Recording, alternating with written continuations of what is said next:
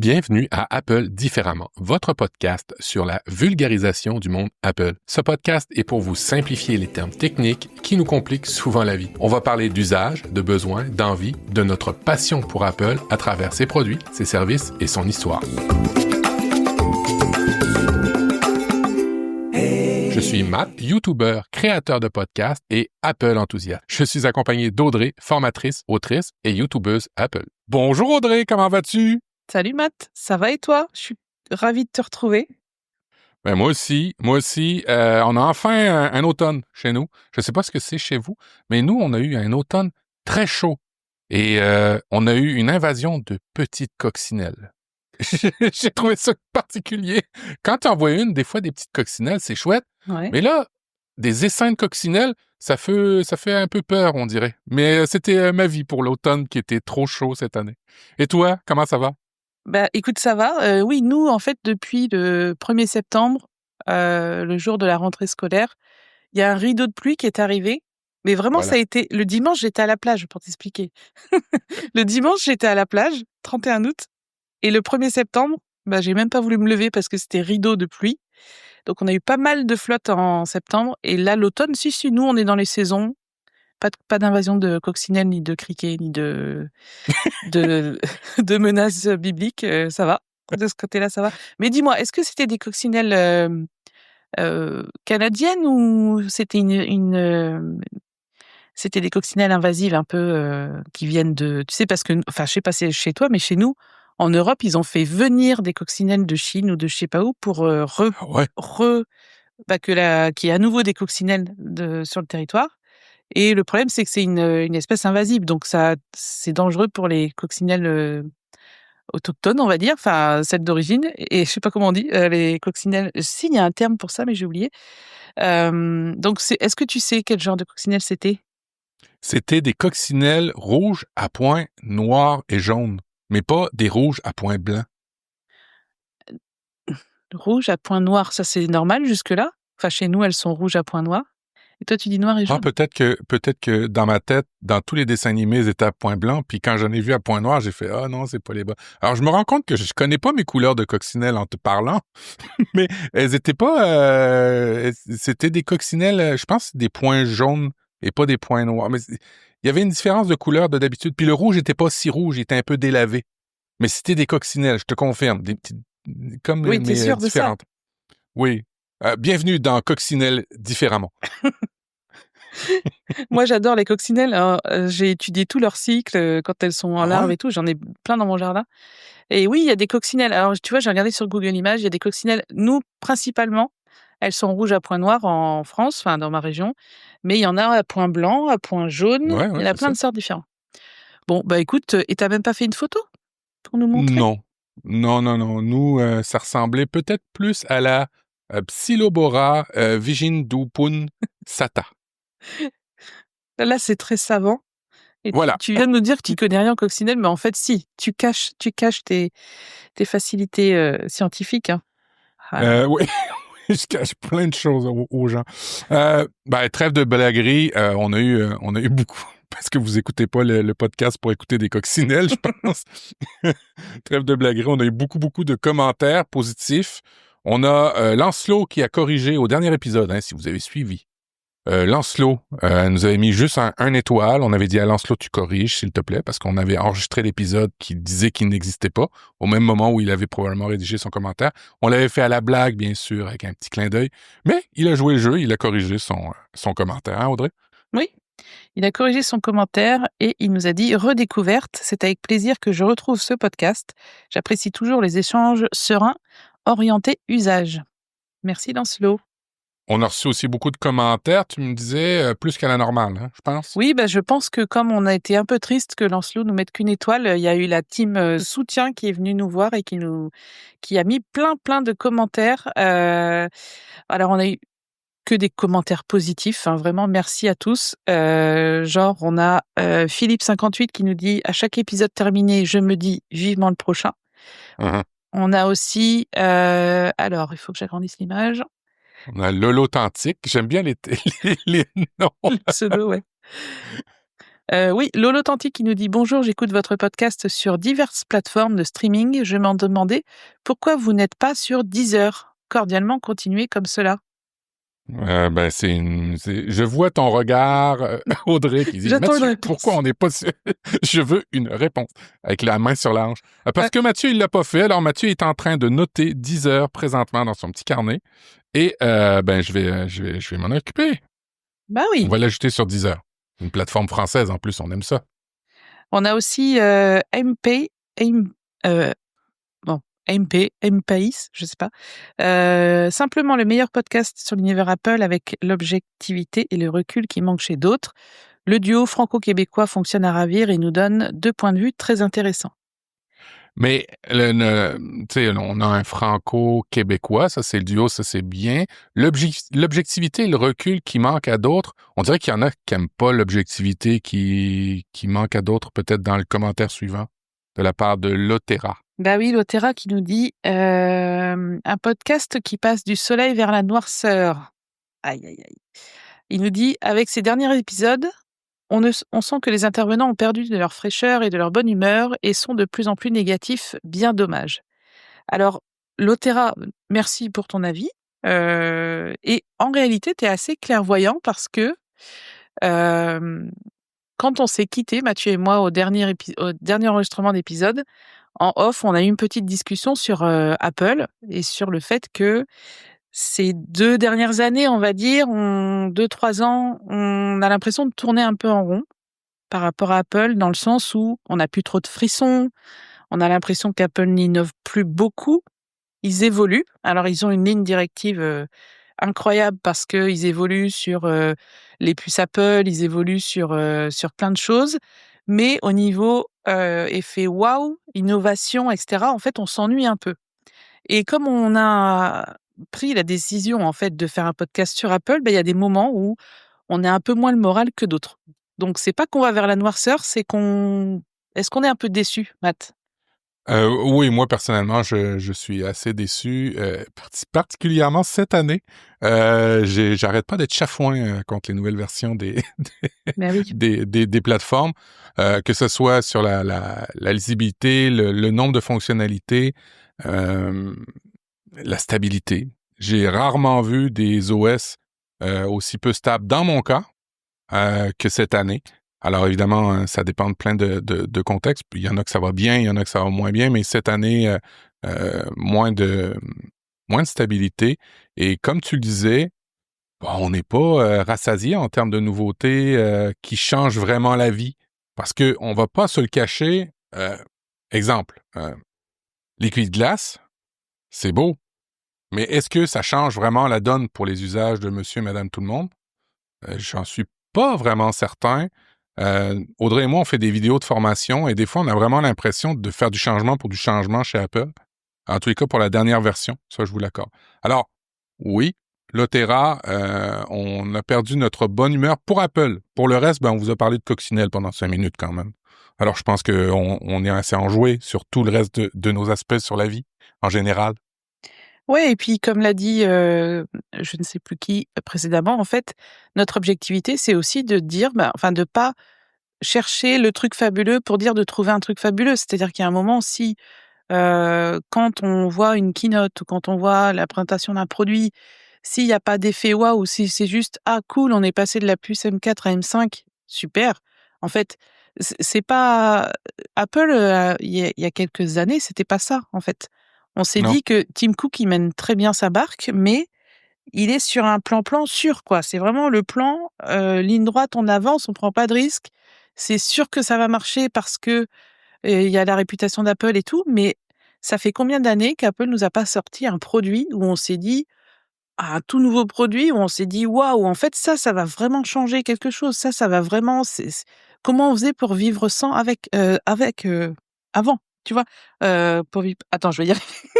Pour Comment faisions-nous nous, pour pour vivre vivre sans? sans avant. Voilà, pardon. Avant. Parce que le avec, il contredisait Oui, le sans avec. c'est ça. Avant? Ah ouais. Mais comment on faisait avant? Oui, effectivement. Il y a eu en toute honnêteté, il y a eu le Vision Pro, mais le Vision Pro, mais on savait que c'est pas quelque chose de grand public. Ce qui nous anime, je pense, Audrey et moi, c'est les produits, des choses, des nouveautés qui changent réellement le quotidien des gens, qui facilitent leur vie, qui améliorent ce qu'ils ont à faire sur un ordinateur, sur une tablette, sur un téléphone. Le Vision Pro, comme son nom l'indique, c'est un produit plus pro avec un tarif ultra premium. Alors, oui, c'était une nouveauté. Mais peut-être on va raviver notre flamme avec des lunettes. Peut-être qu'on va raviver notre flamme avec un HomePod avec écran. Peut-être qu'on va raviver notre flamme avec plusieurs trucs.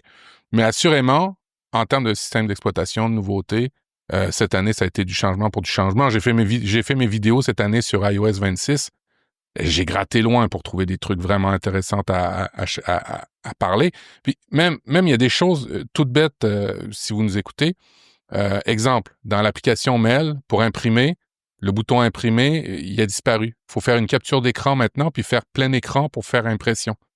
Alors, c'est bien parce que ça nous fait du travail à Audrey puis moi, mais en bout de ligne, est-ce que ça change vraiment les usages de monsieur, madame, tout le monde, de changer les fonctions, et en plus de mal communiquer sur ces trucs-là? Non, pas vraiment. Mais ça nous donne du grain à moudre, et puis ça nous donne des trucs à faire. Mais en gros... ouais, on se le cachera pas, ça n'a pas été une belle et grosse année du côté de chez Apple. Moi, j'ai vraiment la sensation on se complaît dans la technophilie des processeurs, des GPU, des trucs on s'en fout, là, pour vrai, on s'en fout vraiment. Là. Ouais, moi je pense qu'il y a des produits qui mériteraient d'évoluer. Tu vois, l'Apple Watch, ça fait, sans mentir, 4-5 ans que l'Apple Watch 7, 8, 9, 10, 11 est la même, en fait.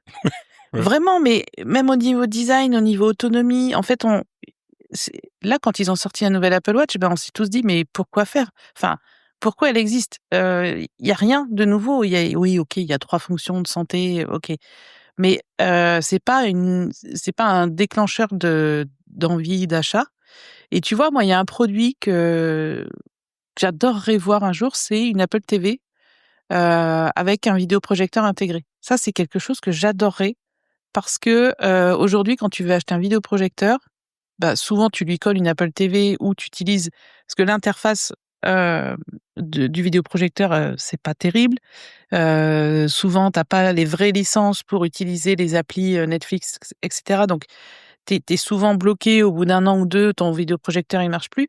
Pourquoi, en fait, Apple étend pas ses marchés en fait sur des produits qu'elle a actuellement et qu'elle pourrait faire évoluer? Avoir une Apple TV vidéoprojecteur, ça serait, bah, moi je trouve que ça serait vraiment génial. Il y avait eu une rumeur à un moment avec une Apple Une télé, TV. ouais. Ouais, il y avait eu oui, il y avait la rumeur sur la TV Apple, mais bon, j'ai jamais trop vu l'intérêt, mais il y avait aussi une rumeur sur une Apple TV avec une webcam pour faire des appels FaceTime, et cetera. C'est pas sorti. Je suis pas non plus sûre que ça serait vraiment indispensable. Mais voilà, en fait, moi, je trouve que, ben, c'est un peu plan-plan. Voilà, ça va être le titre de l'épisode. Apple, c'est plan-plan. Et je pense que, Lotera, vraiment, merci pour ton commentaire. Ça nous a permis du coup de donner notre avis sur cette tendance qu'on ressent depuis quand même pas mal de temps, Matt et moi. Et je pense pas que ça vaille que 2 étoiles quand même notre podcast, mais merci pour ton avis. En tout cas, on a eu plein d'autres commentaires. Ouais, ben, dont un, justement, qui rejoint la discussion, on va le passer gribouillis. Alors, j'adore vos noms de compte, là, c'est parfait. Merci pour le podcast sympathique. Parfois, j'ai l'impression que certaines de vos analyses ne sont pas assez profondes. Sur le dernier épisode, je vous propose un complément d'analyse. Et il faut dire que Gribouillis nous a donné 5 étoiles avec un commentaire de la sorte. Merci infiniment. Qu'en pensez-vous? Pourquoi les capteurs de l'iPhone sont-ils alignés? Certes, il y a une raison Ne pour sont-ils pas alignés? laquelle... Ne sont-ils pas alignés? Certes, une raison est une façon de reconnaître l'iPhone, comme le dit Audrey, mais il y a certainement une raison qui me paraît plus importante. Faire des photos, des vidéos spatiales avec un téléphone, 2 capteurs doivent être horizontaux, en mode paysage. Apple prépare l'informatique spatiale. Tu dis non, Audrey, à ça, toi? Non, je dis non parce qu'en fait, justement, l'iPhone 16 que j'ai ici qui fait des vidéos et photos spatiales, il faut que les capteurs soient à la verticale et pas à l'horizontale. pour faire justement du spatial pour l'Apple Vision Pro. Donc, c'est pas grave. En fait, l'analyse dont il parle, on l'avait déjà faite quand Apple avait justement changé le sens des capteurs il y a je sais plus sur quel iPhone, mais en tout cas, non, il faut que les capteurs soient à la verticale et pas à l'horizontale pour faire de l'informatique spatiale, quand il y a 2 capteurs. Après l'iPhone Pro, c'est vrai qu'il y a les 3 capteurs en triangle, mais il en faut quand même 2 à la verticale. Alors, je ne m'y connais absolument pas pour pouvoir te rechallenger, ce qui me fait dire que je vais à l'autre question, où là, Vas-y. je vais peut-être avoir un point. Audrey et Matt disent Apple devrait sortir un iPhone tous les 2 ans. Pourquoi un tel raisonnement? Je ne comprends pas. Ne devrait-on pas dire la même chose pour des voitures ou des autres objets? Ben oui, on devrait dire ça. On devrait arrêter de produire. C'est exactement ce qu'on dit, Gribouillis. Mais là, on prend l'exemple de l'iPhone. On ne fait pas ces raisonnements pour ces objets. Moi, je le fais. Alors peut-être toi, tu le fais pas, moi, je le fais. Car il viendrait à personne ou presque de changer chaque année sa voiture, son lave-linge, juste parce qu'il embarque une nouvelle fonctionnalité. Ben, malheureusement, ça arrive pour les véhicules. Alors, c'est vraiment le contre-exemple là, de ce que tu dis. Ce n'est pas aux fabricants d'empêcher d'apporter chaque année des améliorations, même si elles sont minimes. Et c'est tant mieux si le fabricant n'apporte pas des révolutions à chaque année. Cela évite de vouloir acheter un nouvel iPhone chaque année. C'est logique que les fabricants proposent le meilleur produit possible pour un prix donné. Ce sont aux acheteurs de se limiter d'acheter en cas de besoin. On a le même problème pour les vêtements et la mode. Pourtant, j'entends moins ce reproche alors que certaines marques changent de gamme de vêtements tous les 3 mois. Alors, c'est plus rapide que ça. Shein, par exemple, je t'invite, il y a des reportages sur Netflix à le dire. Et justement, la fast fashion, comme elle est appelée, c'est un gros problème de pollution planétaire en ce moment. Et puis oui, on en parle de plus en plus. Nous sommes dans une société d'hyperconsommation. On est totalement d'accord. Il faudrait éduquer les plus jeunes à adopter des comportements responsables et durables. Ben, je pense que je regarde les miens, ils sont pas mal conscientisés à ces choses-là. Merci pour votre travail bénévole. Nous en profitons tous. Ben, merci beaucoup, Gribouillis. Ça nous fait réfléchir et échanger sur les téléphones qui devraient être aux 2 ans plutôt qu'aux années et que ce soit pas Apple qui choisisse, mais que ce soit nous autres qui devions nous contrôler. Qu'est-ce que tu en penses de tout ça? Bah, en fait, évidemment que nous, on a un podcast sur Apple et pas sur les lave-linges, donc on parle d'Apple.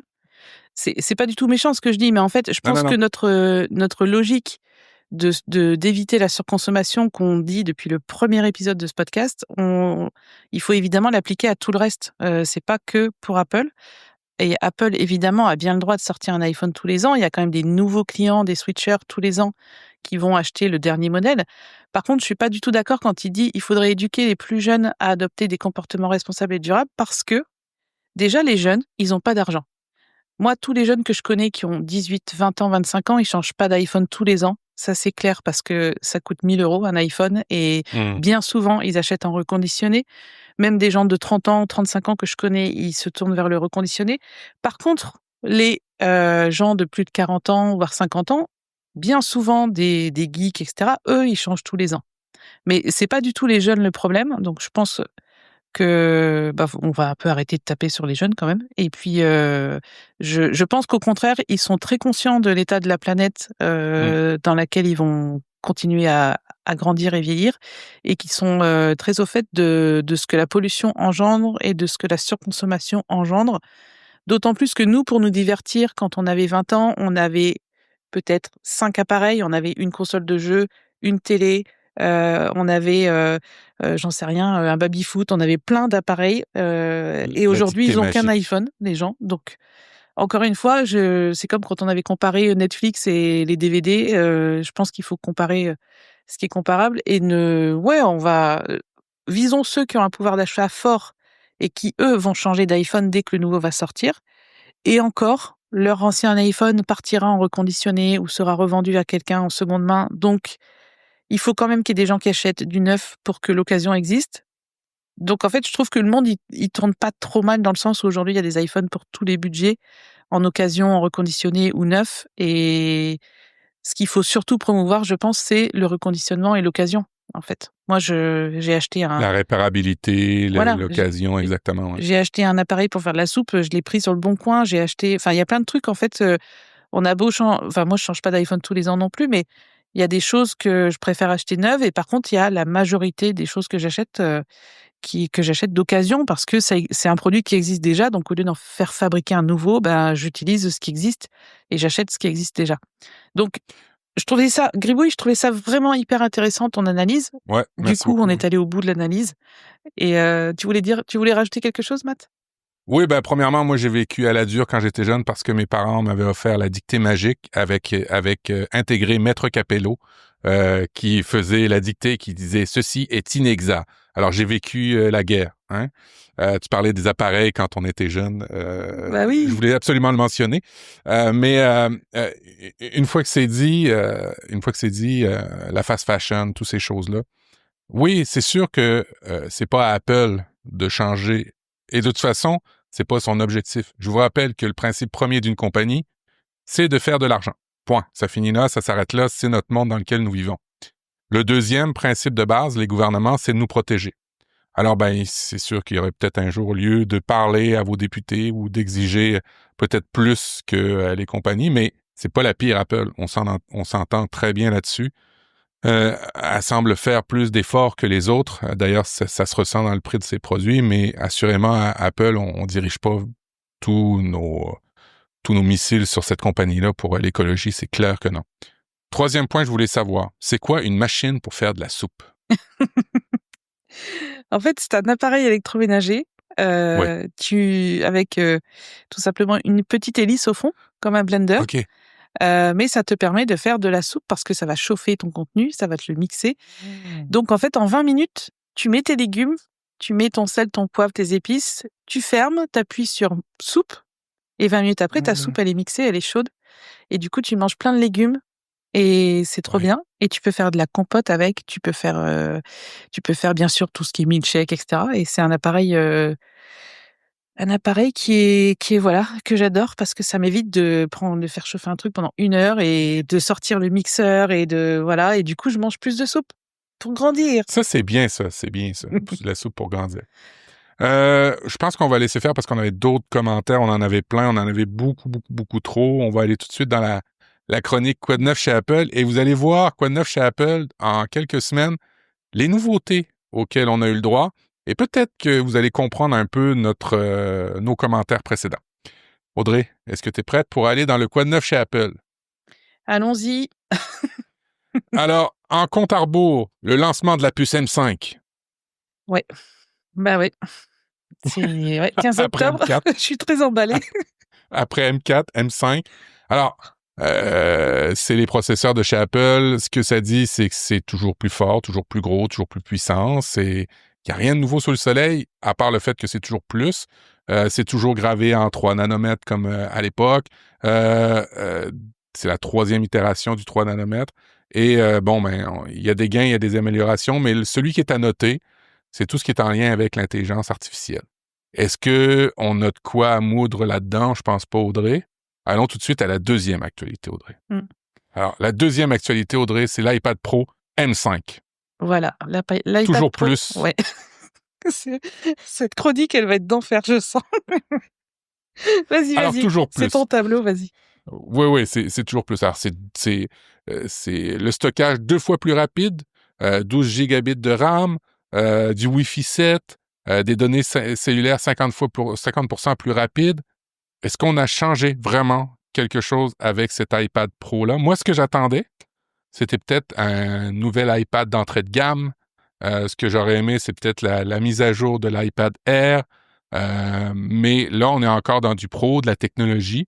Et ça rejoint exactement ce qu'on disait. Ça nous enthousiasme pas trop, ces produits-là. Et on comprend qu'on en bénéficie à un moment donné. Mais c'est sûr qu'à chaque année, chaque nouvelle fonctionnalité de processeur, d'épisode en épisode, on n'a pas grand-chose à dire. Mais je veux pas être de mauvaise foi, Audrey. Allons tout de suite au nouveau MacBook Pro 14 pouces. T'es prête, Audrey? Super prête. Alors, tiens-toi bien, il a une puce M5. Oh, waouh! Alors, là, ne soyons pas mauvaise langue, des performances graphiques de 1,6 fois plus rapides. Que la M4, ouais. Autonomie 24 heures, stockage SSD plus rapide, 32 Go de RAM, 4 Teraoctets de stockage et des performances IA 3,5 fois plus rapides. Donc c'est une évolution comme de la M3 à la M4 et comme Voilà. maintenant de la M4 à la M5. Pour revenir juste à ce que tu disais sur les iPads, bien souvent, je pense que là, soit au début d'année prochaine, les iPad Air et les l'iPad d'entrée de gamme vont évoluer. Mais là, commercialement, je pense qu'Apple réserve la puce M5 à sa gamme Pro, iPad Pro, Voilà. MacBook Pro et Apple Vision Pro. Exactement. Parce que oui, il y a aussi le nouvel Vision Pro M5 qui est sorti, alors en meilleure autonomie. Il y a une nouvelle bande. J'ai bien ri, il y a une nouvelle bande sur la tête. Alors, j'ai vu beaucoup de gens faire circuler les images où la prochaine version du Vision Pro aurait encore plus de bandes.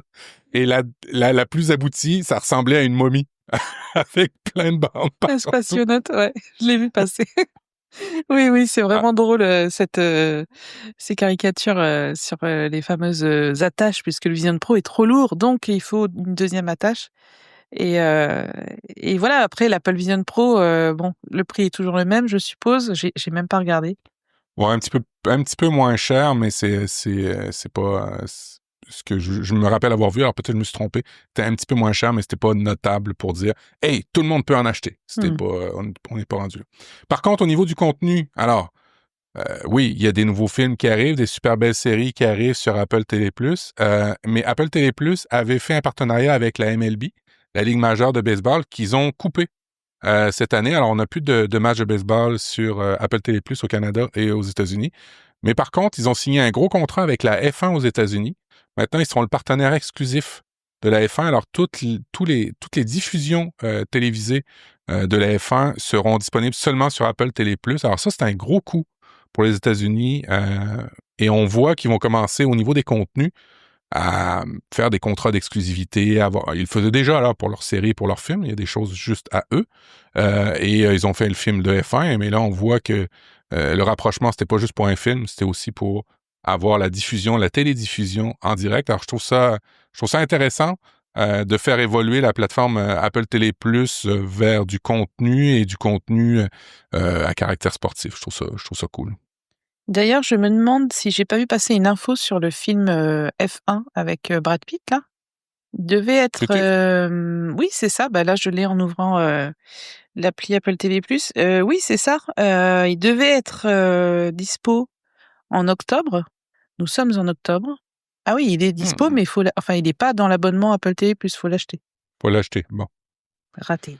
Mince. Et voilà. Je suis pas allée le voir au cinéma parce que je me suis dit, oh, c'est bon, il va être sur Apple TV+, en octobre. Ben voilà, raté. Ben non, va falloir que tu sortes l'argent. Après, Alors, on va se rabattre sur... Pardon, Ouais. c'est peut-être spécifique à la France parce qu'on a une chronologie des médias un peu spéciale, donc je sais pas. Est-ce que tu peux regarder chez toi, s'il te plaît?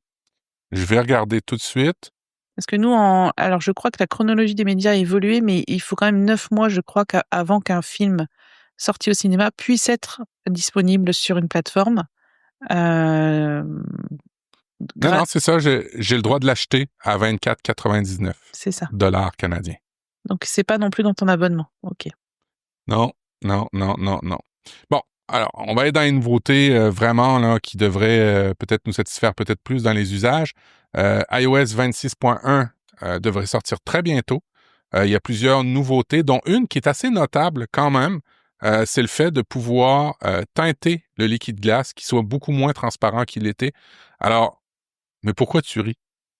Je ris en silence. Ils ont mis un problème et ils le règlent. Ça fait 2 nouveautés pour moi là, dans mon livre. Exactement, mais quel commercial tu fais? En vrai, oui, je sais. Ils atténuent le liquide glace. Donc tant mieux, j'ai envie de dire. Donc moi, j'attends pour mettre à jour mes formations parce que comme je vais refaire toutes mes captures d'écran cette année, j'attends qu'ils aient défini vraiment la liquide glace au niveau de transparence idéal. Bon, alors, je vais terminer par quelque chose qui est vraiment une grosse nouveauté, une avancée. Le système d'alarme maintenant sur ton téléphone, tu n'auras plus un bouton seulement, mais tu auras juste un slide de gauche à droite. Est-ce que ça finit de te convaincre que l'innovation chez Apple, c'est important. C'est saut 2010, ça, quand même, hein. Il me semble qu'en 2010, on swipait déjà pour arrêter l'alarme. On est mauvaise langue. Non, Je suis on mauvaise n'est langue. pas dans la noirceur, pas du tout. On ne passe pas de la lumière à la noirceur, mais un petit peu, un petit peu. Non, en vrai, moi qui ai rédigé une formation sur les nouveautés, il y a quand Ouais. même des trucs hyper bien.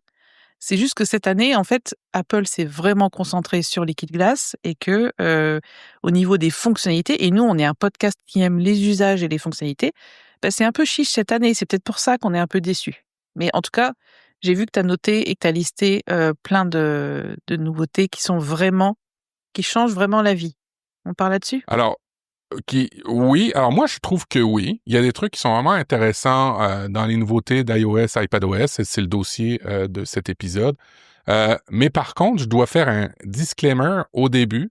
Je dois faire une mise en garde. Moi, je parle des fonctionnalités que j'ai au Québec, au Canada.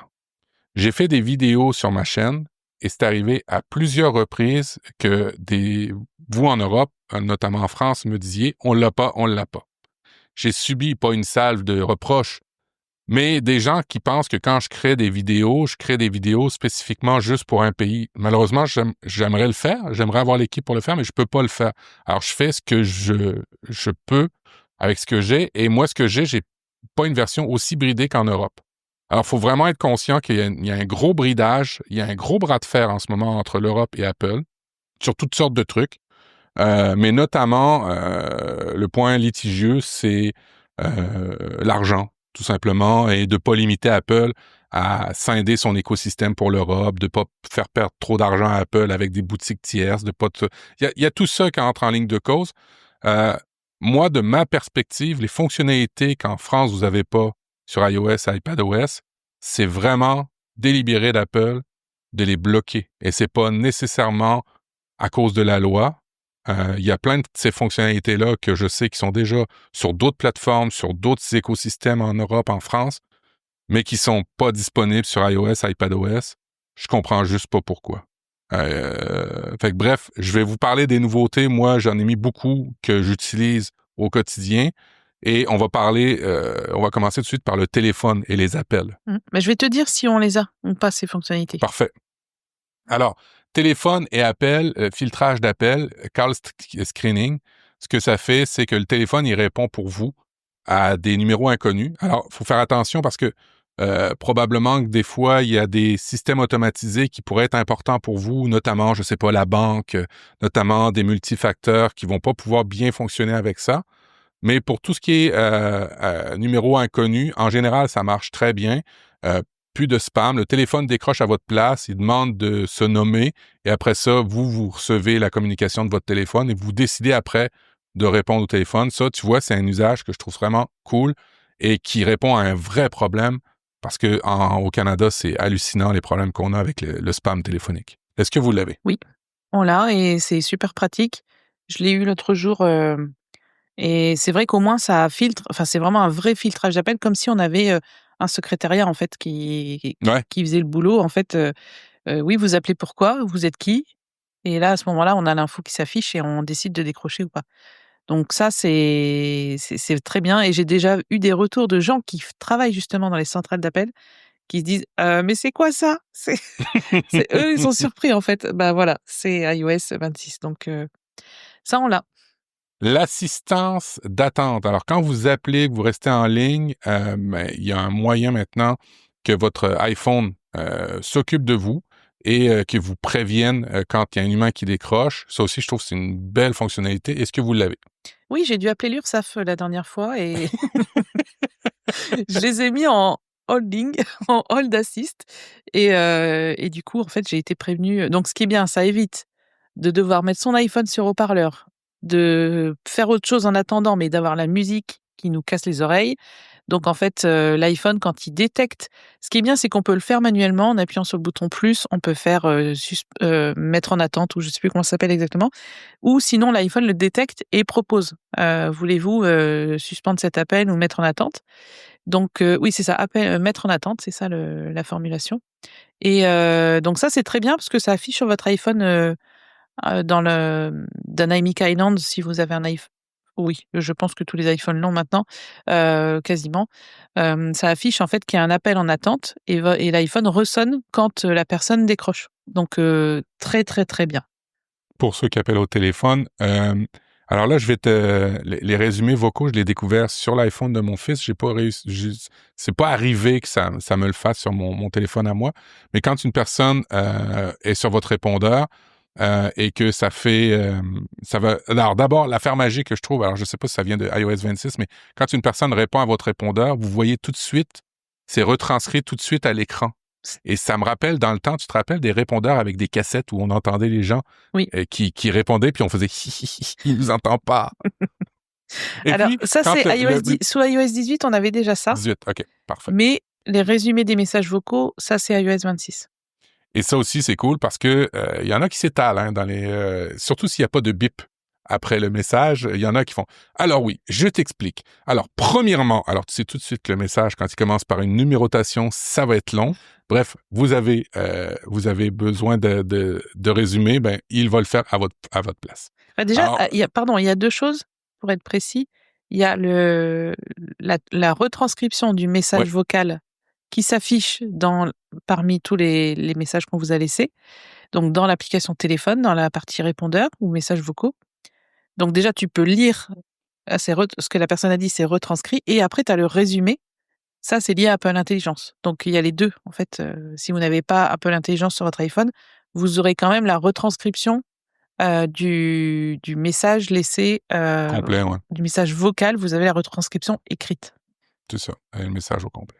Alors ça, au niveau des appels téléphoniques, c'est chouette. Une fonctionnalité que vous n'avez pas, que j'ai montré dernièrement, c'est la transcription, en fait, la traduction en temps réel. Ça, vous l'avez pas, je suis certain de ça.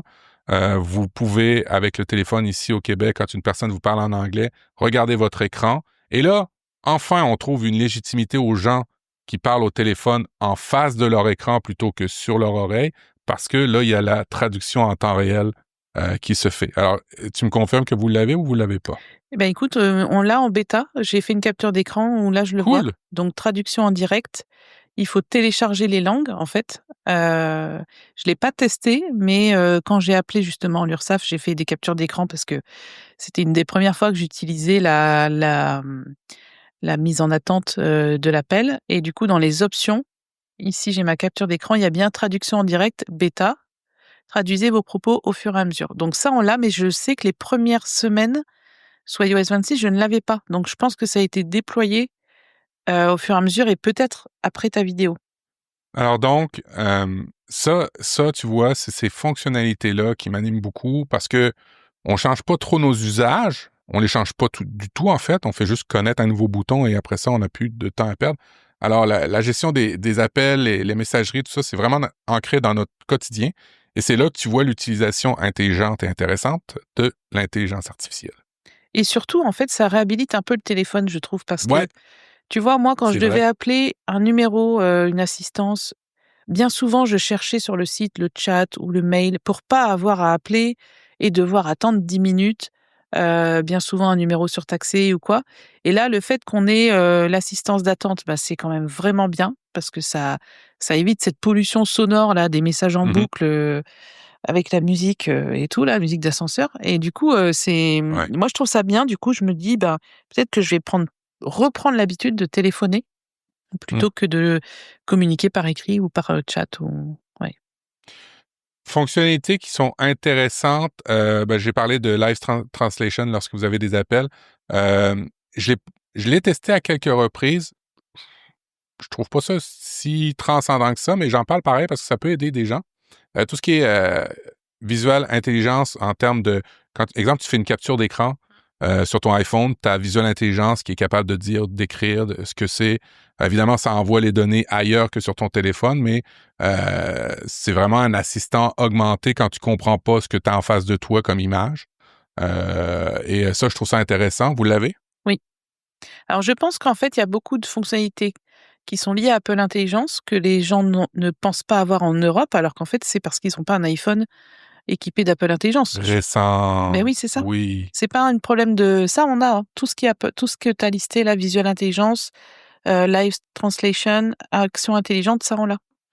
Bon, alors, un truc que je voudrais, la traduction, et là, je serais curieux de savoir si vous êtes en Europe et que vous avez enfin la traduction en temps direct sur vos AirPods 2, vos AirPods 4, Pro 2 ou Pro 3. Je serais vraiment intéressé de savoir parce que quand j'ai sorti ma vidéo qui montrait une traduction en temps réel grâce aux AirPods, ben, j'étais très surpris. Et tu vois, je comprendrais pas pourquoi on a la traduction en temps réel sur le téléphone, mais vous l'auriez pas sur les AirPods Pro.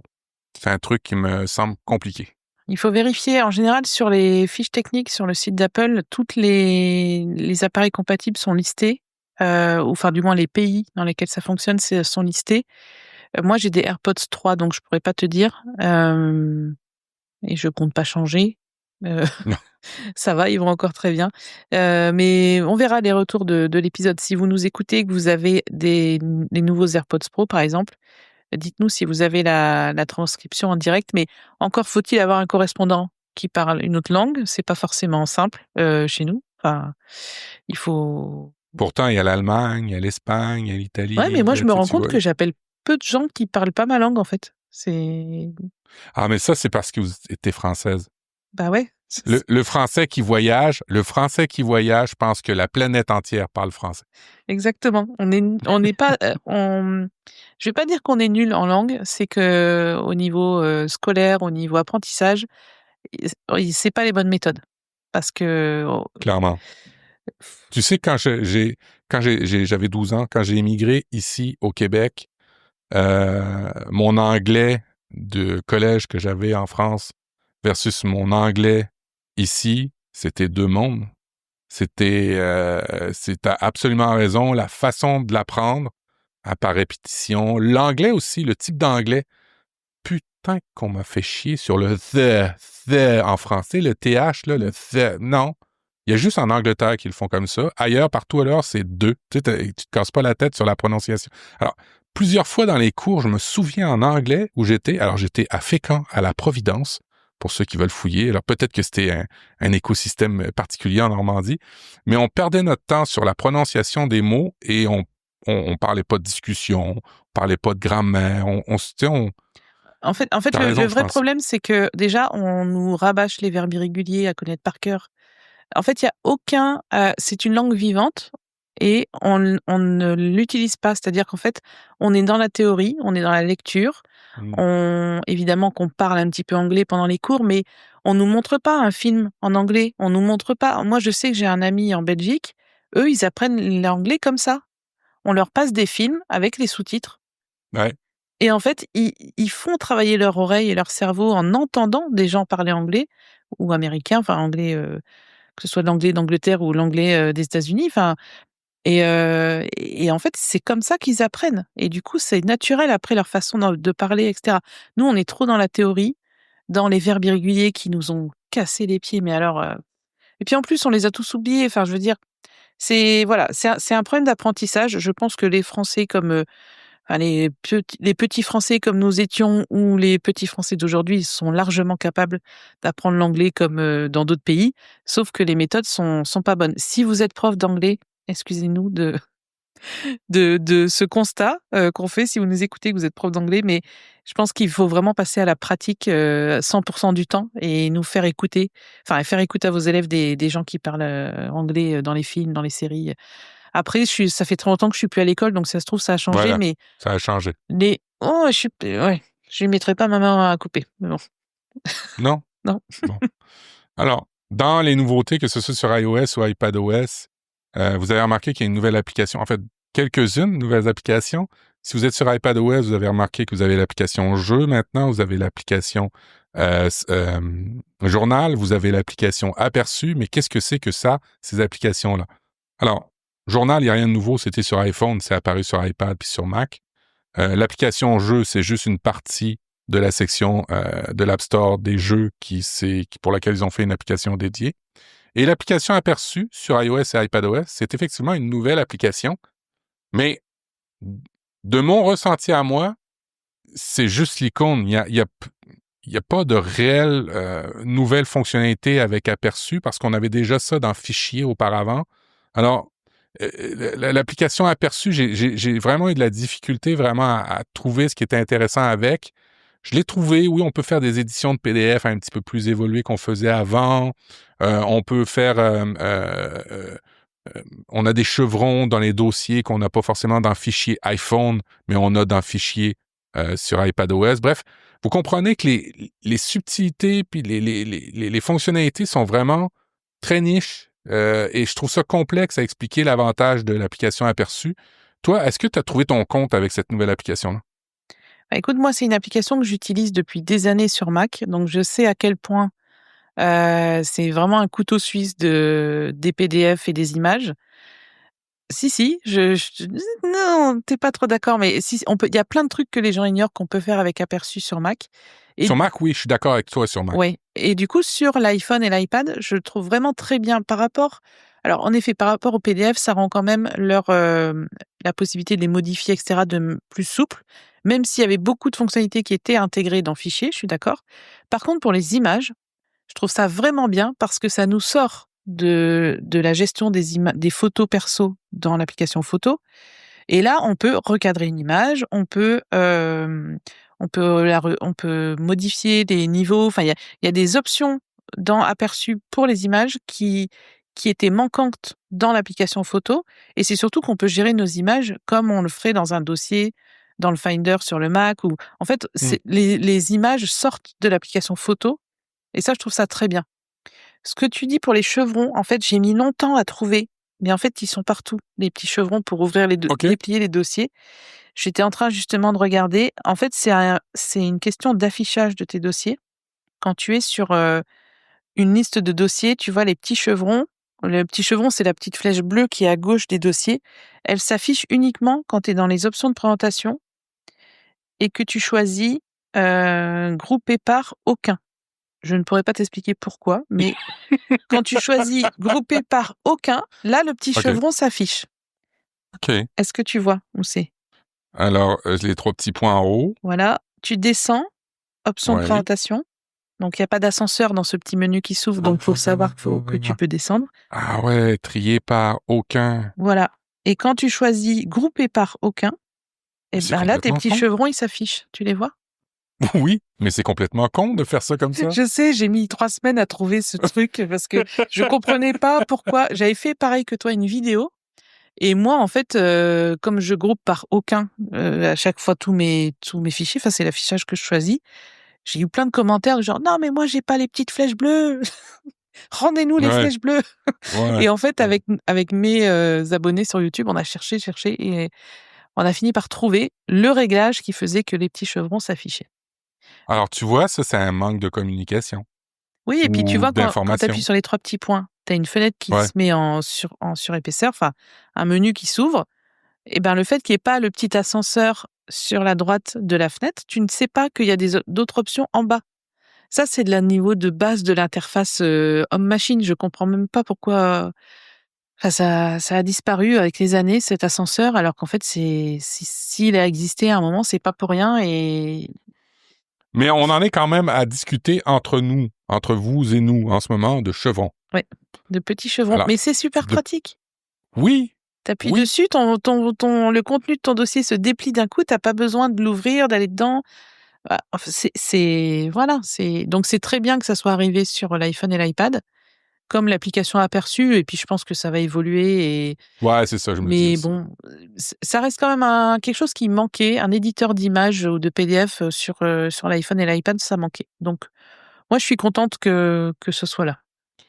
En termes de nouveautés, je voulais aller directement sur iPadOS parce qu'on manque de temps, mais sur iPadOS, j'avoue que le système de fenêtrage, lorsque vous avez un iPad, en tout cas moi je trouve quand on a un iPad 13 pouces, c'est vraiment génial. Je ne sais pas si tu as réussi à l'expérimenter, tu l'as utilisé ou tu trouves ça insupportable pour un 11 pouces, mais moi en tous les cas, avec un clavier souris, ça légitime plus nécessairement d'avoir un MacBook Air ou Pro pour certaines personnes. Alors là, c'est pas tout le monde. Ouais, mais moi, je suis pas comme ça. Non, je le sais. Tout le monde est différent. Mais pour certains usages, c'est plus vraiment légitime. Et ce qui change tout, et je le pensais pas, mais c'est le fait que le curseur soit un curseur et puis une boule ronde. Et ça change tout, je trouve, en termes de précision dans les interfaces d'iPadOS. Qu'est-ce que t'en penses, toi? Bah, écoute, moi sur mon iPad Pro, 11 pouces, je t'avoue que j'ai du mal avec Ouais. les coins arrondis des fenêtres qui sont trop arrondis. C'est-à-dire que j'ai l'impression, comme sur mon MacBook Air 13 pouces, de perdre de la place. En fait, avant, l'arrondi des fenêtres au coin était un tout petit arrondi juste pour faire joli. Maintenant, c'est vraiment, ils ont coupé, Ils ont raboté. ouais, ils ont raboté trop large. Et du coup, toutes ces arrondis plus arrondis, j'ai l'impression que mon écran est plus petit qu'avant. Donc, en fait, je passe tout en plein écran tout le temps. Donc, avec Mission de contrôle, bah, je passe d'une appli à l'autre. Et du coup, sur l'iPad, bah, j'ai fini par désactiver le mode fenêtre. Mmh. On peut revenir au mode plein écran comme avant, heureusement. Parce qu'en fait, je trouve que sur un 11 pouces, mettre 2 fenêtres côte à côte, à cause justement de ces gros arrondis, maintenant il y a la barre de menu, il y a les boutons, enfin, je trouve que ça met pas en valeur ce qu'on veut voir dans notre appli, c'est-à-dire le contenu, et que l'interface, elle est trop grosse, en fait. Pourtant, dans les réglages sur l'iPad, j'ai choisi de mettre, il y a 2 niveaux de zoom, hein, j'ai mis le Mmh. plus petit. Mais malgré ça, je trouve pas ça sur un 11 pouces, je trouve ça difficile et sur mon MacBook Air 13 pouces, bah, je trouve ça aussi difficile d'avoir ces fenêtres aussi arrondies, je m'y fais pas. Mon iMac est toujours sous macOS, Sequoia et je pense qu'il va y rester un petit moment parce que ouais, j'ai un peu du mal avec, la dernière version de macOS. Alors, je te confirme que avec iOS, iPadOS et macOS, il est arrivé un phénomène que je ne pensais pas avoir, c'est-à-dire, beaucoup de bugs. Alors, ça arrivait avant, mais là, j'en ai beaucoup plus qu'à la normale, qu'à Mmh. l'accoutumée.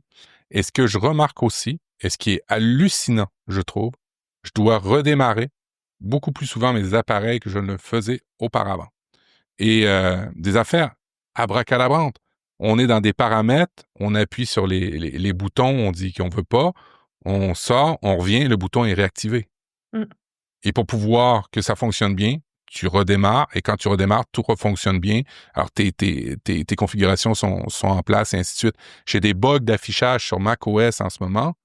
C'est lunaire. J'ai des carrés noirs qui apparaissent. Et j'ai pas changé. Oui, je pourrais le réinstaller à neuf. Je pourrais réinstaller tous mes appareils à neuf. Mais c'est la première fois que je le fais pas, que je fais comme d'habitude, c'est-à-dire installer la nouvelle version, et c'est la première fois que j'ai autant de bugs et que pour y remédier, je dois redémarrer.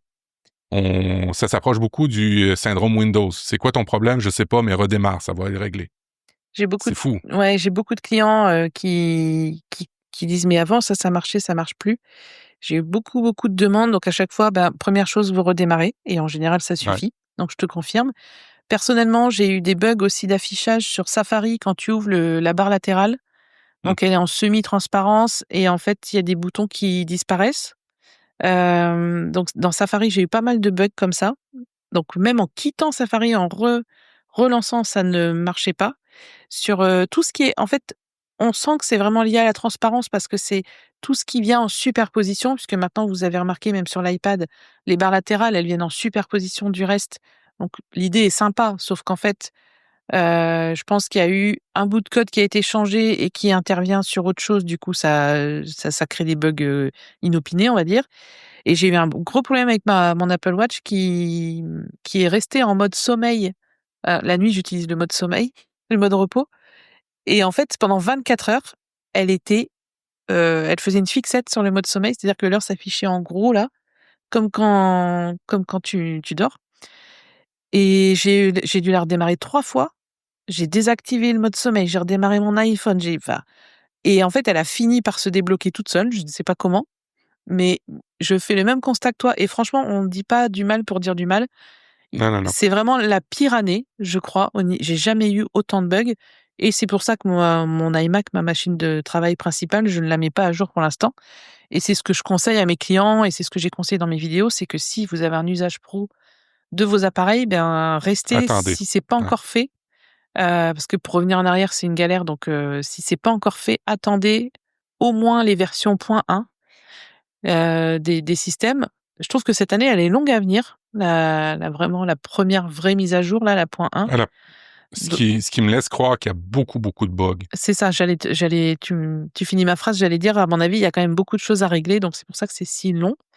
Mais ouais, là, les gens qui ont installé iOS 26, directement, WatchOS 26 et cetera, ben, Malheureusement, on essuie les plâtres alors qu'on les bêtas sont publiques depuis juillet, qu'il y a eu quand même plein de bêta développeurs. C'est quand même assez incompréhensif par rapport à une société comme Apple. C'est pas le petit développeur. Enfin, et puis ce que je trouve assez aberrant, c'est que on installe un nouveau système, on a des bugs sur des applis tierces. Ok, le développeur a pas eu le temps de mettre, a pas encore, Exact. voilà, il a pas encore mis à jour son appli, donc c'est compréhensible. Là, quand j'ai des bugs sur Note, sur Safari, j'ai eu aussi des bugs dans les réglages système. Dans les réglages, exact, c'est ça. Voilà, là je comprends pas. C'est des applis d'Apple, enfin c'est leur tambouille. Ça devrait pas être à ce point-là, quoi. Enfin ça me fait me poser beaucoup de questions, notamment par rapport à la sécurité de nos données, par rapport à la confidentialité de nos données dans santé notamment. Je me dis, nous on voit les bugs visibles, mais qu'est-ce qui se passe derrière? Enfin tu vois, moi ça me questionne beaucoup cette année qu'il y ait autant de problèmes quand même. Ah, c'est drôle ce que t'en parles. Juste pour te montrer à l'écran, là, je te montre à toi, Audrey, mais je vais le dire aux gens. Je montre à Audrey présentement mon Apple Watch et un bracelet que j'ai acheté parce que depuis que j'ai installé la dernière version de WatchOS, oui, ça prend 2, 3, 4, 5 jours à se calibrer quand il y a une nouvelle version. La batterie, je suis habitué qu'à descendre. Mais je ne finissais pas le milieu de journée. Habituellement, j'arrivais tout le temps, avec l'ancienne version d'OS, du jour au lendemain, je terminais à 21h, 22h, à 25%, 30%. Et là, à midi, j'étais à 12%. Ah, wow, ok. Alors, pour mon suivi, j'ai acheté un autre bracelet pour me suivre parce que je pensais que l'Apple Watch était morte. Mais finalement, elle commence à revenir, mais après plusieurs temps d'itération, ce qui est hallucinant, ça m'est jamais arrivé. Autant de temps. Alors, je me suis aussi posé la question parce que moi, c'était plutôt d'habitude, c'est vers 20h que il me dit que batterie faible, 10%, mais à charger. Là, c'était plutôt vers 17h.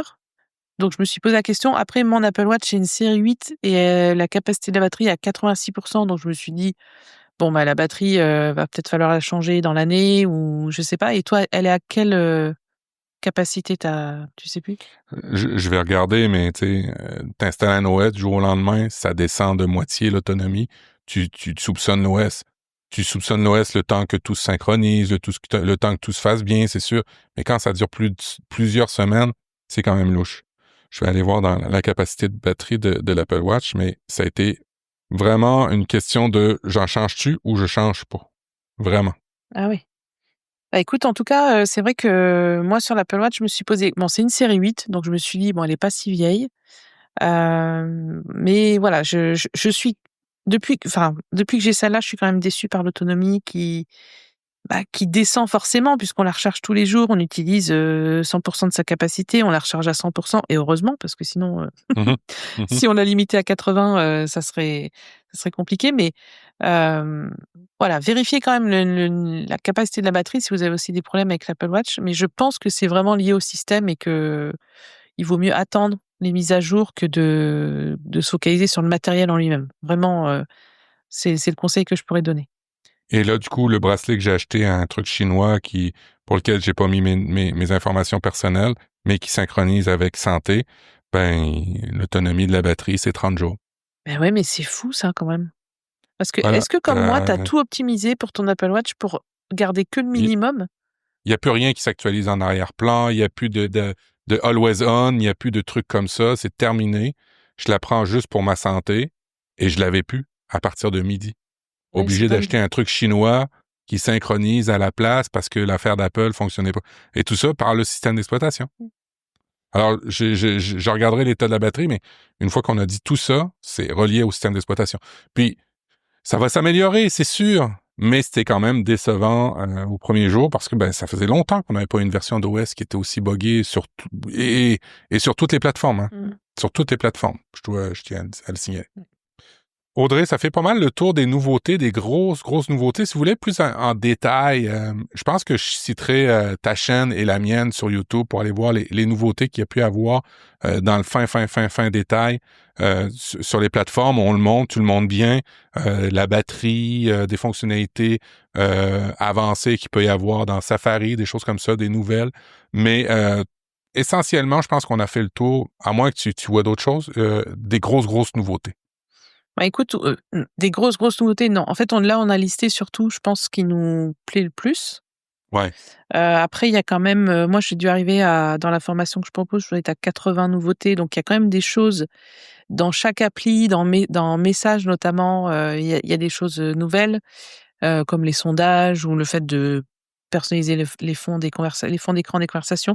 Il y a pas mal de choses dans Messages aussi, qui sont plutôt cool. oui, Après, les sondages, les arrière-plans, des trucs comme ça, ouais. ouais, après, il faut que la personne en face soit iOS 26, hein, sinon ça fonctionne pas. Donc, ouais, et ces nouveautés-là, encore une fois, on va comprendre vraiment leur utilité quand tous nos copains et nos familles seront à jour ou auront des appareils avec Apple Intelligence, etc. Mais il y a beaucoup moins de nouveautés que les autres années, puisque les autres années, moi, je faisais une formation Mac avec 80 nouveautés, une formation iPhone, iPad, pareil. Je faisais 3 formations. Et là, cette année, quand j'ai listé toutes les nouveautés, je me suis dit: «Je peux pas proposer 3 formations. Je j'ai pas assez de matière».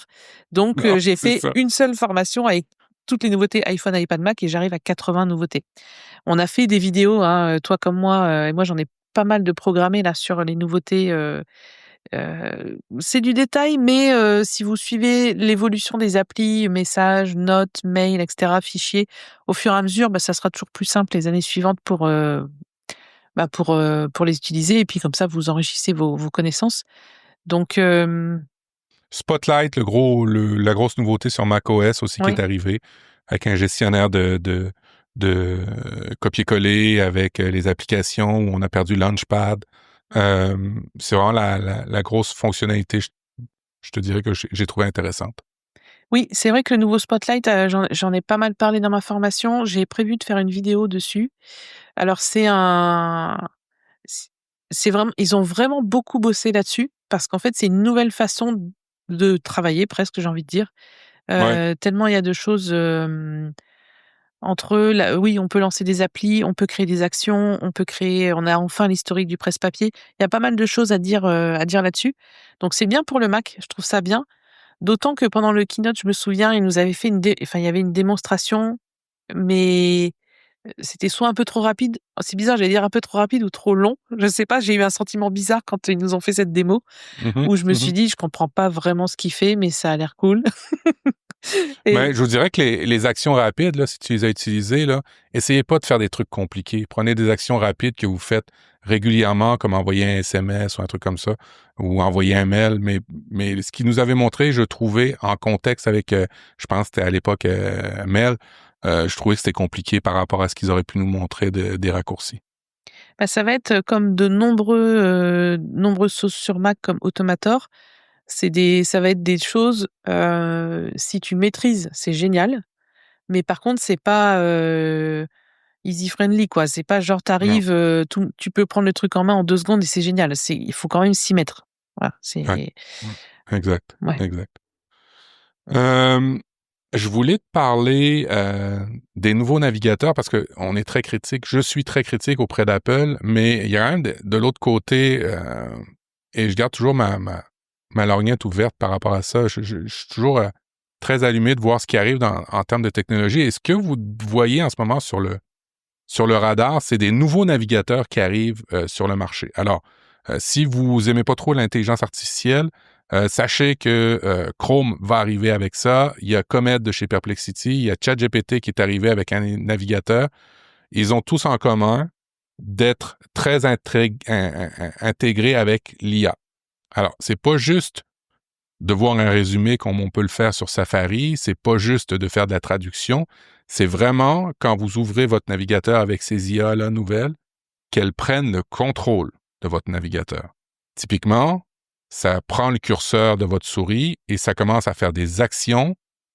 Si vous êtes sur Leclerc ou Aldi pour faire vos courses, vous dites « Remplis-moi mon panier pour me faire des lasagnes ce soir », il va tout s'en occuper, il va faire ça dans le panier et Chrome, ça va arriver, mais les autres, ce qui restera plus, c'est que faudra payer.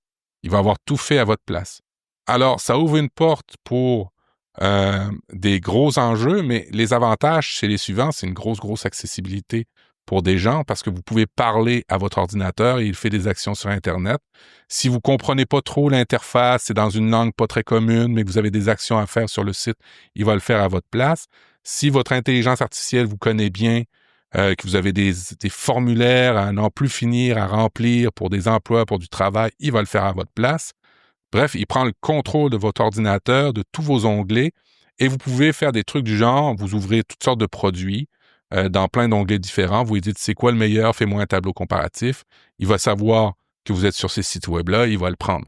Vous comprenez que c'est hallucinant et quasi illimité ce qu'on peut faire avec ces systèmes d'exploitation-là. Ça va prendre le pas de plus en plus dans les prochaines années, mois, années. Ça va arriver d'une manière fulgurante. Comme je vous le disais, Google arrive aussi, alors Apple devrait aussi arriver. Et c'était quasi la promesse d'Apple Intelligence il y a 2 ans. Tu te rappelles, où il y avait une interface qui savait ce que tu faisais, qui t'expliquait où aller, et ainsi de suite. Mais là, ça y est, on y est. Alors, j'espère qu'Apple va y arriver. Mais avant, je voudrais juste vous faire une mise en garde par rapport à ces outils-là. Parce que moi, j'ai trouvé qu'il y avait une belle grosse faille. C'est une faille qui est existante déjà pour des navigateurs tiers. C'est-à-dire que quand vous installez ces navigateurs-là sur votre macOS, il va aller chercher tout l'historique de votre Safari. Il va aller chercher, si vous l'autorisez, hein, tout l'historique, vos raccourcis, vos bookmarks, vos onglets, même le cache de Safari, vos mots de passe, tout ce que vous avez déjà saisi, il va tout prendre ça. Et c'est un peu bizarre en ce moment s'il s'en sert pour entraîner le modèle ou pas. Alors, faites vachement attention avec ces nouveaux navigateurs-là si vous n'êtes pas ferré en informatique. Je vous dis pas de pas les tester, mais peut-être de vous créer un compte sur votre Mac à part où vous n'avez pas vos mails, vous n'avez pas tous vos comptes de connectés, parce que ces nouveaux navigateurs-là, ils sont drogués aux données. Et les données, c'est les vôtres. Mais c'est super intéressant, c'est super enthousiasmant sur la technologie. C'est sûr que Safari va sûrement y arriver et j'espère qu'il va y arriver parce que je préfère que le contrôle de mes données soit à la rigueur chez Apple et chez Google que des compagnies que je connais pas trop encore. Mais bref, c'est très enthousiasmant. Est-ce que tu avais vu ces navigateurs-là, Audrey, circuler dernièrement? Non? Non, j'étais passée à côté de ça. C'est un peu effrayant quand même. Oui, Surtout s'il a accès à c'est de la magie. s'il a accès à tes cartes bancaires enregistrées dans Safari et qui va, Ça, pour le moment, non, mais tout ton historique ouais, mais les mots de de passe, navigation, tout. saisis et cetera, je trouve ça très, très limite au niveau sécurité, donc tu fais bien de nous mettre en garde, là-dessus. Après, je suis pas sûre que la plupart des gens en demandent tant. Je pense que si déjà, quand on faisait une recherche sur internet, on avait, un peu plus de moi, ça m'arrive souvent de me dire, «Ah mais si, j'ai vu ça sur un site» et j'ai beau chercher dans mon historique, j'ai beau chercher dans mes notes, je retrouve pas. Donc ça serait quand même hyper intéressant d'avoir une possibilité de discuter avec notre navigateur et dire: «C'était sur mon iPhone, c'était tel jour, j'ai vu ça, est-ce que tu peux me le retrouver?» et Ouais. que grâce au cache ou à l'historique évidemment, mais ça on sait le faire, hein, on sait aller chercher dans l'historique. Ça, je pense que ça serait déjà pas mal et après oui, attention de toute façon à toutes les IA puisque, elles sont boulimiques de données comme tu dis et puis, c'est ça qui les intéresse. C'est pour devenir de plus en plus performantes, elles ont besoin de données et c'est nous qui les créons donc Mais faire j'ai attention. poussé la petite aventure en prenant bien garde d'avoir un compte à part, de me connecter avec, voyons, les clés d'authentification qu'ils peuvent pas voir parce que c'est chiffré. J'ai pris un de ces navigateurs-là et j'ai été sur iCloud.com. Et je lui ai dit, fais-moi un keynote, une présentation complète qui parle de tel sujet. Fais-moi telle formule dans Number. Fais-moi dans mon Apple Notes. Va chercher sur Internet toutes les références à tel type de données. Fais-moi une note. Après ça, fais-moi une liste de tâches. Tout ça dans iCloud.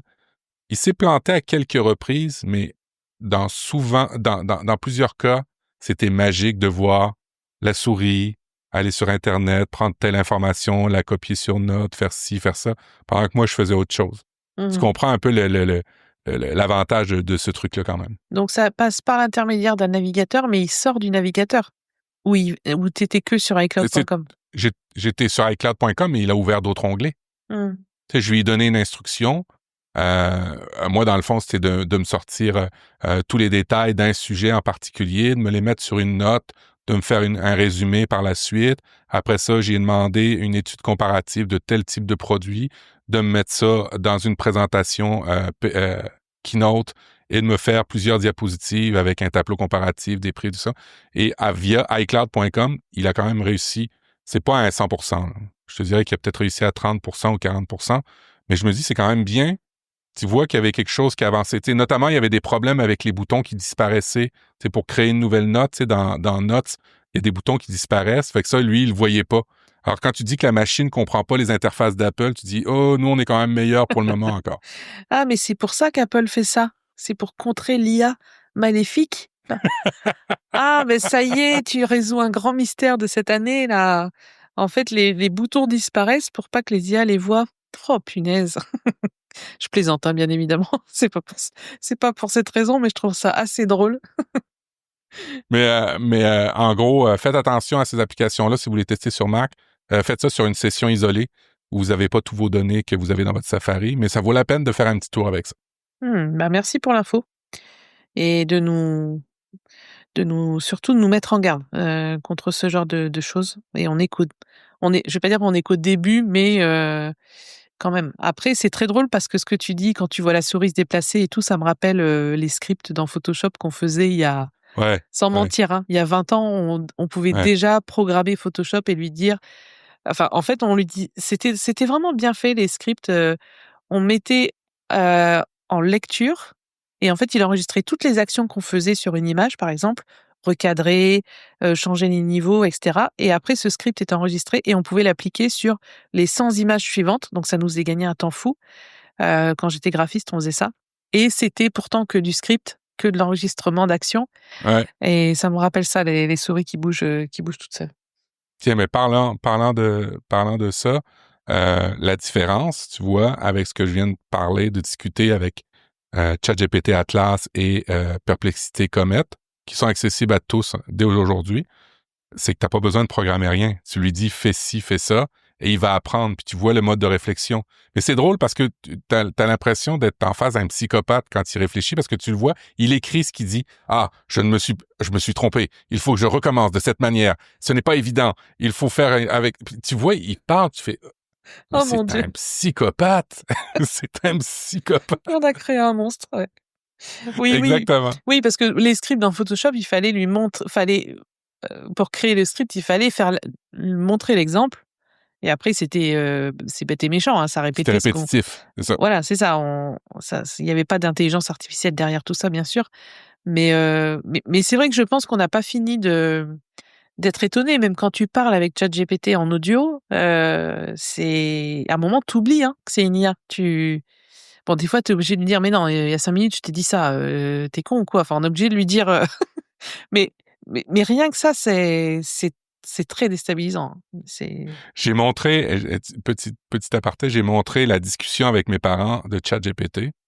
Puis elle parle naturellement. Alors pour eux, ils comprenaient pas que c'était une machine et que j'étais très sec avec, même sévère. À plusieurs reprises, je dis non, tu t'es complètement gouré, recommence à zéro. Je voulais te dire ça, sur ce ton-là, tu vois. Et mes parents, ils se tenaient la bouche comme ça. Comment tu lui parles? T'imagines? Et ils avaient bien compris que c'était une IA derrière. Oui, mais elle était tellement humaine avec des intonations. Ah, je suis désolé, je vais recommencer, Matt, il n'y a pas de problème. Tu sais, elle me parlait à moi, Oui. qu'ils en oubliaient que c'était une machine en arrière. Et oui. Et ils étaient gênés de la manière dont je lui parlais. On t'a pas élevé comme ça. Ils ont raison quand même, tu exagères, hein. Mais c'est vrai que moi, je me suis pris au jeu un soir quand, je parlais d'un projet de chaîne YouTube, je me disais: «Tiens, je vais lui demander ce qu'elle en pense», enfin et c'est un jour, il y aura des histoires d'amour, entre comme dans le film Her. Il y Il en a, il y en a. Ouais, un jour enfin, c'est sûr et puis en plus, apparemment avec ChatGPT, on va pouvoir avoir des conversations Osé? un peu plus osées, on va dire ça comme ça, ouais. Donc Je vais commencer toutes mes journées avec elle en disant comment t'es habillé ce matin. Voilà. ça J'ai hâte de promet. voir ses réponses. J'ai hâte de voir ses réponses. Mais une Suivant fois ton que c'est historique, attention, elle va te trouver elle va te dire ce que t'aimes, attention, hein. Tu foutu, tu foutu. avec une chemise de bûcheron, c'est ça que t'aimes? Bon, Audrey, Ouais. trêve de blaguerie. On est dans la pensée et réflexion dans la section plus personnelle du mois. Alors moi, j'ai 2 choses Qu'avais-tu à à nous proposer? ouais, j'ai 2 choses à dire. Déjà, je sais pas si je vous en ai déjà parlé, j'ai cherché dans les anciennes notes, donc je ne crois pas. Il y a une série sur Netflix, c'est une série coréenne qui s'appelle La vie portera ses fruits. C'est une mini-série de 16 épisodes. Alors les épisodes durent parfois 1 heure et quart, hein, donc il y a que 16 épisodes, mais c'est quand même des longs épisodes et c'est une série que j'ai vraiment aimée. Ah ouais? Tu connais, tu pas aimé? Non, non, Heu je la connais pas. Continue. Je voulais pas t'interrompre. Désolé. En fait, c'est une série que j'ai vraiment aimée parce que, déjà, c'est une série familiale, donc c'est sur 3 générations. Ça se passe en Corée, donc déjà rien qu'au niveau culturel, c'est intéressant. Ouais. Rien que pour ça, en fait, déjà, la façon dont les gens vivent, dont ils mangent, dont ils leurs réflexions sur la vie, la façon dont ils se parlent, enfin, voilà, une autre culture, quoi et j'ai beaucoup aimé parce qu'en fait, cette série, elle démontre à quel point les choix qu'on fait dans la vie, les petites attentions, les petits riens, les choses, les petites décisions qu'on prend ont un impact sur le reste de notre vie. Donc ça, c'est très bien dans les histoires comme ça, quand tu vois sur 2-3 générations. Et en plus, ça commence, ces 3 générations, ça doit commencer dans les années 50 jusqu'à maintenant ou 2020, 2015, 2020. 60, c'est ça. Années Ah, 60 qu'ils disent sur le ouais. Netflix. Et du coup, en fait, ben, tu te rends compte de ce que les gens avaient dans les années 60 et ce qu'on a maintenant en termes de matériel aussi, de technologie et que ces technologies, comme l'arrivée de la télé, bah, ça a changé la famille. Bah, Mm. en gros, après, il y a beaucoup d'amour dans cette série, hein, ça reste quand même une série, heu, sur les histoires d'amour que les membres de la famille vivent au fur et à mesure, mais c'est vraiment une série que j'ai beaucoup aimée, donc regardez-la, elle est sur Netflix. C'est La vie portera ses fruits. Donc tu ne l'as pas vue? Non, je viens de l'ajouter aux séries que je dois regarder. Il y en a beaucoup de ces séries sud-coréennes, même indiennes. Hier, j'ai vu le début d'une série indienne avec des zombies. Et puis sud-coréenne, il y a des choses post-apocalyptiques aussi, là, mais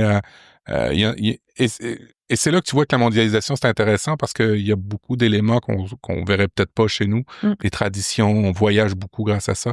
Non, je l'ai ajouté dans mes séries à écouter. On vous mettra le lien directement, bien sûr, dans les notes de l'émission et je voulais souhaiter un joyeux anniversaire au podcast puisque ça fait 7 ans que nous discutons tous les mois. Oui. Le premier épisode a été publié le 10 octobre 2018. Donc waouh, ça a passé super vite, j'ai l'impression que c'était hier, moi. Donc Ouais. Matt, bah, bon anniversaire du podcast. Ben, à toi aussi, à toi Merci. aussi. Qu'est-ce qu'on se souhaite pour les prochaines années? Bah, on souhaite de continuer comme ça, Ouais, avec notre, public qui s'agrandit, notre, nos auditeurs qui sont de plus en plus, communicants, même si les réseaux sociaux ont bien changé en 7 ans quand même. Quand on repensait à Twitter au début, on avait beaucoup d'interactions avec vous et puis ça s'est un peu, ça on s'est calmé, hein. ouais, on voit dans les statistiques que notre podcast, plaît toujours, hein, et qu'on a de plus en plus de monde, mais on a moins d'échanges, avec vous donc n'hésitez pas à nous rejoindre quand même sur Threads ou sur Blue Sky, Ouais. ouais, mais c'est vrai que moi aussi, hein, j'y vais de moins en moins. Je sais pas, il y a un revers Quelque chose qui là, s'est brisé. Il y a quelque chose qui s'est ouais, brisé. c'est ça. Depuis la pandémie, je pense, là, il y a beaucoup de choses qui se sont brisées, Bah, depuis que effectivement. Twitter est mort aussi. Enfin clairement, Ouais. c'était la base quoi, donc et c'est très drôle parce que cet été, j'ai rencontré, une fille que je suivais sur Twitter, La Chaussette, je sais pas si tu connais? Oui. Bah, voilà, je l'ai rencontrée cet été et c'était trop bien de se voir en vrai alors que ça fait au moins, j'en sais rien, 15 ans qu'on se suivait. Donc n'hésitez pas à rencontrer les gens que vous suivez sur les réseaux sociaux depuis des années. On a bu un café, elle était de passage là et tout et c'était trop bien de se voir en vrai, donc La Chaussette, si tu nous écoutes, je te fais un bisou et j'espère te revoir bientôt. Ben, moi, dans un bureau, à un moment donné, il y a pas si longtemps que ça. C'est la première fois que ça m'arrivait. Il y a quelqu'un qui est passé à côté de moi. Il m'a dit, merci beaucoup pour tes podcasts. J'ai dit, bonjour, vous êtes qui? Et puis là, il m'a expliqué qu'il m'écoutait avec toi, puis qu'il m'écoutait dans les podcasts que je faisais ailleurs. Puis c'est la première fois en vrai qu'une personne me... Alors, j'étais gêné. C'est la première fois que ça m'est arrivé. C'était bizarre comme émotion. Mais j'ai vraiment apprécié. En bout de ligne, là, tu sais, si Ouais. on résume, là, j'ai apprécié. Et Alors, allez voir ça vos va t'arriver de créateurs, genre. plus en plus? Parce que moi ça m'arrive souvent, que des gens me disent: «C'est toi Audrey de YouTube, sur les tutos iPhone et tout?»